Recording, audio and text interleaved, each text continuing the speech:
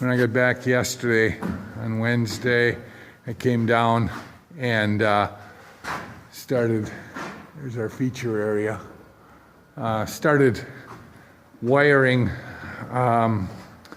this first bedroom. There's our entry. But this bedroom here, right off the entry, and you can see I put up some can lights. I put up 4 of them, and then in the middle will be a fan with a light on it. Here's a closet. I put a light up in there, and I put 2 of them in the this bathroom. One over the center of where the shower will be, and then another one here over the what'll be the vanity. This black pipe, that'll be for the ceiling fan or ceiling exhaust in the bathrooms. So in this room, all I have to do is run the wires from the cans, hook them up, and then run it down. I'll have a switch over here. It'll be a 4-gang switch. One to turn on the cans, one to turn on the fan, one to turn on the light on the fan, and a 4th one to turn on the light in the closet. In here, I'll have two switches, one for, or actually 3. One that'll control the 2 cans, one for the fan and one for the light on the fan. So today I'll focus on putting lights up in the other bedroom down on the front here, and its closet and its bathroom, and then the laundry room. And between today and tomorrow, what I'll do is get all that stuff wired up, and then I have boxes that my electrician, Linda, who has retired from that occupation after she drilled her hand. She had a big wound that probably took 2 months to repair. But I'll come in here and I'll drill the holes and run all of the wires on the outlets so that I can get this room totally, each room totally done as far as wiring goes. And we'll wait to run the wires down into the basement until we actually have service in the basement. Right now, our service is right there. That's our meter. And that'll obviously eventually get onto the house. Well, one of the things that I'm going to do is I had told you several months ago that I had bought a bunch of 4 1/4 or 4.5 inch crown molding that will go in as many living areas as I have crown molding for. This is my crown molding right here. I'll turn my thing sideways so that you can get an idea. But there's my crown molding. It's cherry wood, and that'll go up there.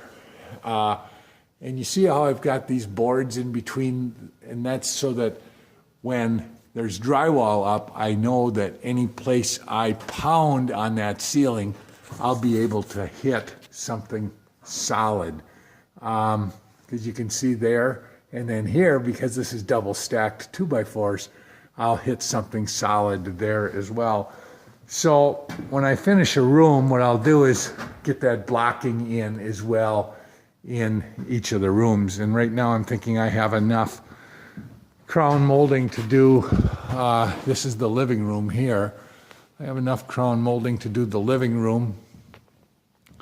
And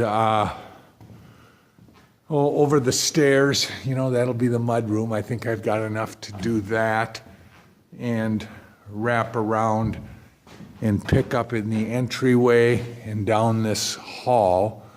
I don't think I'll have crown molding that stuff, at least in the kitchen. I certainly won't have it in what I call the great room. Now you see there's a chain up there, and I have a chain over there.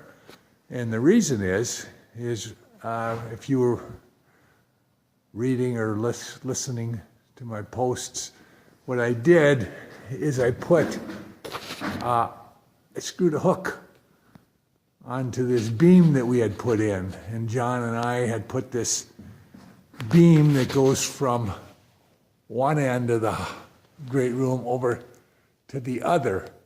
And I got to get a strap so that I can support that even more on that. But the idea is Linda and I like these hammock chairs, and we've got 4 of these stations in here on these 2 big beams that we put in, so that we'll be able to hang these hammock chairs from those stations if we choose. You know, this was going to be a sun porch at one time, and because of all the issues of moving heat and the ineffectiveness of having a 3-season porch, we decided to had the plans redrawn so that this is a part of the house. You see over here, we've got this big hunk of wood, and over here, by the kitchen, we have that as well. And our intent is we're going to string a hammock from hanging on there, string it over and over to there. And of course, the hammock will be able to be taken up and down whenever we choose to.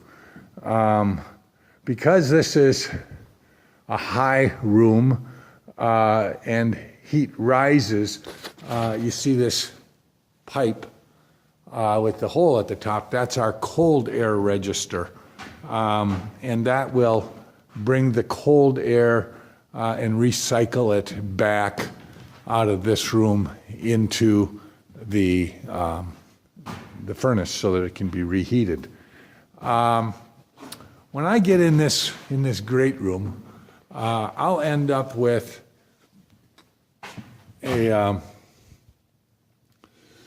probably a 3-gang switch, a 4-gang switch in this area. I'll have 6 overhead lights in that great room. I'll have a fan and a light on the fan, so now you're up to 3. And then I'll have it so that it controls the lights that'll be on the outside of the house. And I'll have a 4-gang box there and one over on that side as well that I'll be able to switch those up or on and off. In this bay right here, what I'll have is a 2-gang, and that's these 2 wires that are coming down right here. And you see what I've done is I've labeled them. I said 3-way living room, Hobie side, and here 3-way living room, lake. And by that, the lake, because the lake is out there, half of these lights in this living room will be controlled by that lake wire, and the other half will be controlled by that wire that was labeled Hobie. And I'll be able to turn the lights on and off over there, as well as right there, where you see that gaggle of wires coming down. Now that gaggle of wires is, one will control this half of the room, the other will control that half, and there'll be 2 more switches, one for that fan and that light that goes there, as well as over here, there's a fan, box, and a light. And those will get controlled over here. So, you know, if you think about it, that's 2 for each fan, and then 2 sets of lights, that's 6 receptacles that are going to get switched. But here, you see, I only have room for, in here, 4. So what I'll use is a double switch, a top and a bottom, that I'll probably use for the fan light combos. So this room is pretty well wired up. There might be a little bit. I think I got a little bit of outlet wiring to do over here in this corner. But otherwise, I'm I pretty well got this done. The only thing I have yet to do is to finish doing this blocking so that I can have my crown molding in. This switch up here is going to be for the TV and the cable. It'll go into that box, and down below underneath those windows, or directly underneath that, will be a gas fireplace, and on either side of the windows we'll have bookcases that'll cover part of that wall. So this little room is pretty darn close to being done. I maybe have another 2 hours worth of blocking work in here. So that's what I did yesterday, what I'm contemplating doing today. It brings you up to speed on the stuff in the living room and the like. So I figure I have 70 more recessed lights I have to put up. 70 in the upstairs here. And I only have 6, 12, I only have 16 lights here that are available. So I will have to be buying probably another 6 boxes of lights, and they each, or 7 boxes, because they each have 6 lights in them. So what I'll do is wait for the 11% sale.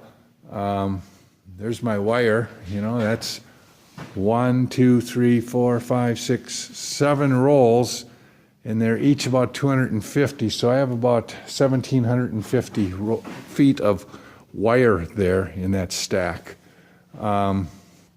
So there's plenty to do, but I'm looking forward to it. Thanks for watching, and we're back.